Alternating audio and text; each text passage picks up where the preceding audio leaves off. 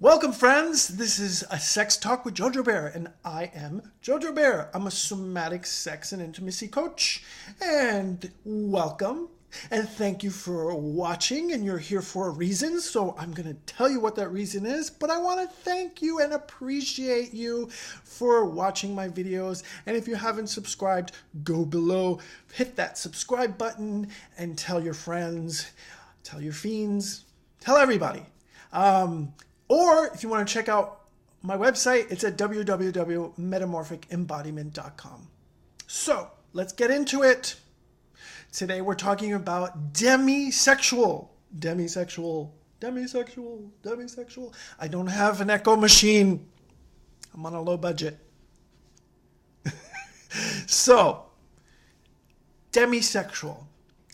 I recently had a client who came in who was unlucky for his quest.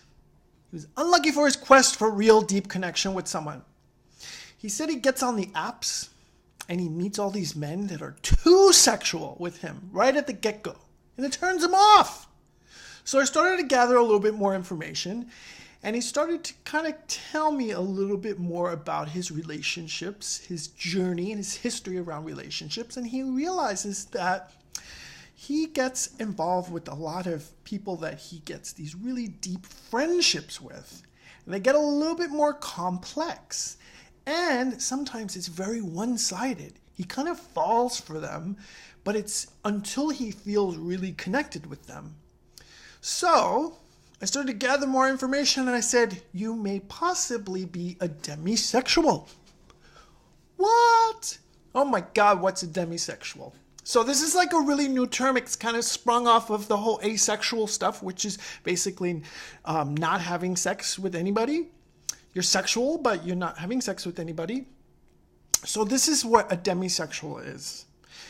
A demisexual is a person who does not experience sexual attraction unless they form a strong emotional bond with someone. Well, what's so wrong with that, right? We want to like our person. But it's more commonly seen but by no means confined to romantic relationships. This term does not mean that demisexuals have an incomplete or half sexuality, nor it means that sexual attraction without emotional connection is required for complete sexual pleasure. Demisexuals are not sexually attracted to anyone of any gender. However, when a demisexual is emotionally connected to someone else, whether the feelings are romantic love or deep friendship, the demisexual experiences sexual attractions and desires, but only towards a specific partner or partners. Okay, what the hell does that mean, JoJo? Well, it just means that a demisexual has to feel that they need to create an emotional bond before they can get sexual. A lot of times a demisexual won't look at a person, or they may look at a person and being, oh yeah, that guy's hot, but they don't think of that person in a sexual way until they feel safe and comfortable with that person. The conflict that happens is that they end up getting these bonds or friendships, and it gets really vague and sometimes one-sided. I'll explain a little bit more. What I wanted to talk about was that, these days, and something I discovered with my clients is that a lot of connection is happening on the phone or on the apps and online. You get on Tinder, you get on Growler, you get on Grindr, you get on Scruff, you get on all those apps. And you can generally tell you want to be friends with the person or not. But what happens is it's impossible for a demisexual person to decide whether or not they want to be sexually attracted to that person without the element of friendship and trust already in place. So despite the fact that this is like what modern dating is all about, you want to connect with people, you want to create friendships and stuff. And nowadays, at the end of the day, you need to know you're in or out. But what happens is with a demisexual, they need to have this kind of bond. And so it kind of skews the chance of even getting connected with somebody.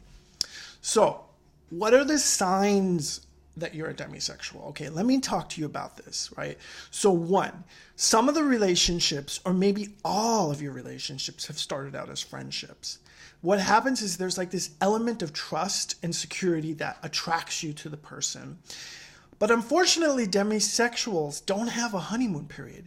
Usually when you get involved with somebody or you're in a relationship, you have that real intense honeymoon period. Everything is great. Oh my God, you're fucking. All this is great. But what happens is with the demisexual, there's this uncertainty phase. And it kind of goes right into the core. It's this kind of feeling of like, oh my God, I'm a loss of control or even abandonment. And you barely even know the person. So there's this uncertainty phase. As the demi, you're more comfortable and attracted long after you know the details about a person. What makes them tick? How is this person? Who is this person? So sometimes it's like this catch-22.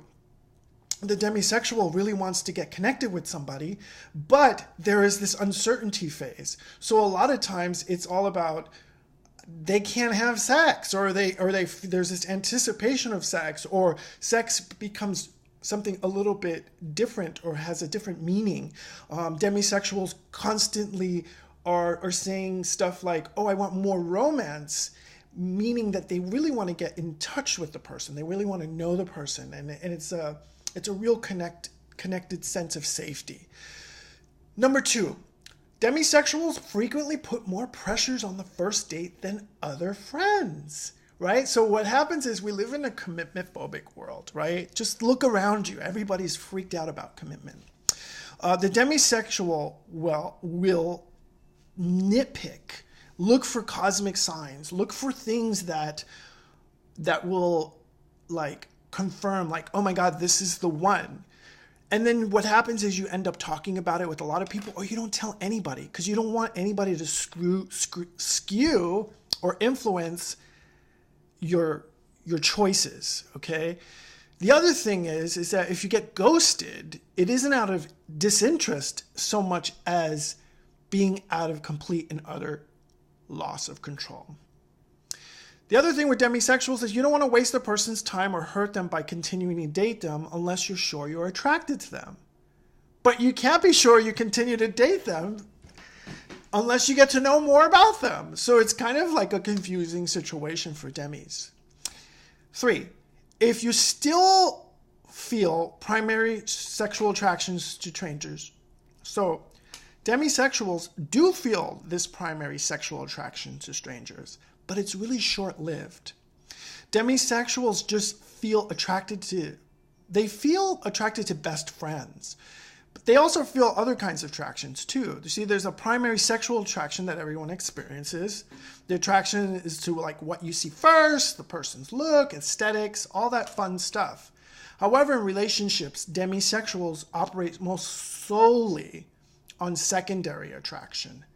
They can see a hot guy and be turned on, but it's short-lived. The idea comes along that if we ever actively pursued it, the chances of attraction would be gone almost immediately.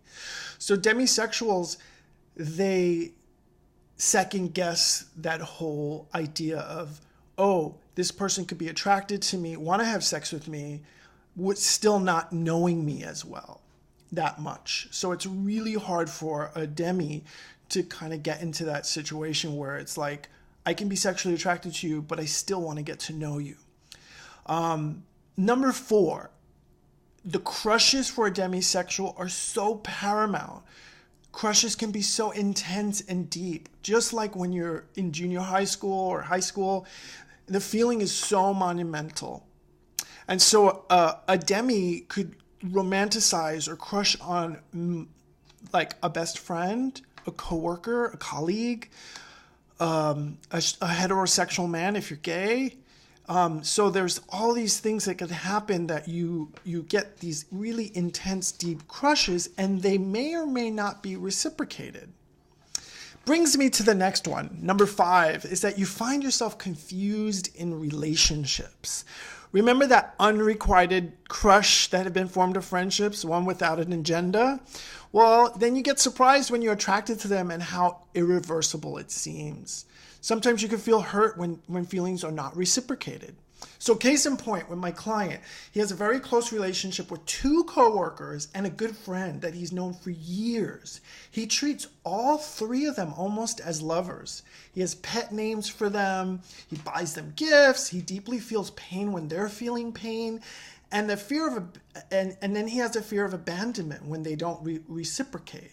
So generally, demisexuals can be so stealthy that the friend has captured their heart, and the demisexual will never even tell the other person, but suffers in silence. So what happens is that these friendships that demisexuals create get so deep and intense. And a lot of times you can confuse that as friendship, or the other person could be really thinking, okay, we're friends, we're really close, this person's really dedicated to me. But the demisexual, in their subconscious mind, they've created this association that they're lovers, and they might not even know it. You might not even know it as a demisexual. The other thing about demisexuals is that, which is number 6, people say that you're often too self-sensitive or prudish. So there's like this kind of like prudish thought about you. Demisexuals have a tendency to deprive themselves from casual sex, or even getting involved in a sexual situation where they don't have a deep and profound sense of safety. And none of this is wrong, right? So you want to feel safe when you're having sex with somebody, or going to have sex. But the demisexual is creating this situation where he's depriving himself, and then he becomes lonely or frustrated for a while or permanently. And so sometimes not being the real sexual person in the room can be a badge of honor, but ultimately it could be contradictory when you have sexual needs that you want to act out on. So what happens is that there's this kind of like conservative way of holding back. And it's really because maybe the fear of not having that emotional bond with someone, that you may get hurt. Now, where does this derive from? Well, a lot of therapists and people that are working around demisexuals start saying that this is like stuff that comes out of childhood. So what I would suggest is, if any of this stuff kind of brews for you or feels relevant for you in your life, this may be an opportunity to talk to a therapist. Or I have a lot of information about demisexuals myself. Reach out to any coaches or therapists. Check out my website. So basically, a demisexual is someone who is hardwired to seek an intense, solid, secure, attached relationship before they can think about sexual intimacy. And the downsides of this is that there are all these vague friendships in your life that seem romantic, which should not be. A lot of people will have those coworkers or friends that it's really vague. You really feel this like complete love for them, but can't really determine what is it all about, or why aren't they reciprocating, or why aren't they loving me back? And it's because there's this friendship intact, and a demisexual will think, oh yeah, we have this instant loving friendship and bond, so that's love. So how do you address this? Okay, well, in the case with my client, we had to put down a personal history. So we did like an inventory starting as far as back in the past in his life, and that he needed like a solid security, like a friendship, to actually feel comfortable with sex. So we created this kind of like list. It's an inventory, and how the behavior may have led him to create some situations where he deprived himself, just like he's doing currently. So then we started to work on his relationship to pleasure, going back to boundaries and limits and what desires his body needs as opposed to his head. So being demisexual is not necessarily a bad thing, but when you're living in a world where your friends and coworkers become your lovers, whether they know it or not, and it's not working for you, then you need help, right? Because what happens is that as a demisexual, we want to get to a place where we are asking for what we need in regards to our body. But demisexual will only do that when they feel safe and comfortable. And therefore, they'll romance the situation or create this bond beforehand. And not everybody's wired to do that. So a lot of times, a demisexual will be hitting up against the wall. They'll be asking for one thing, but the rest of the population is just seeking something else. So as a demisexual, and this is something I worked on with my client, is change what you're asking for in the apps. Really ask for something more specific, right? A lot of times we will arrange our apps like, oh yeah, I want something more romantic, I want to cuddle, I want to touch, and it's creating more of this romance. Nothing wrong with that. I try to work on that with people that go on the other side of the spectrum and just want sex all the time. So we're going to take it a little bit down. But with the demisexual, really inviting themselves to ask, what do they need sexually? So starting off as, how can I take care of myself sexually? What can I get to take care of my desires that are sexual? And then just playing with that and seeing the comfort zone, seeing what's coming up for a person. Okay, do you think you're demisexual? Or you think that you can relate to anything that I just shared about with you? If you have any information or you want to know more about being a demisexual, you can contact me at metamorphicembodiment@gmail.com, or you can check out my website at www.metamorphicembodiment.com. I want to hear about your experience as a demisexual or anybody in your life that you feel is a demisexual. This has been JoJo Bear. I'm a somatic sex and intimacy coach, and you're watching Sex Talk with JoJo Bear. Please subscribe to my videos. I send a video out every Tuesday and Thursday, and I am super duper happy that you came and watched my video today, and have a blessed and lovely day, and I'll see you soon. Ciao for now.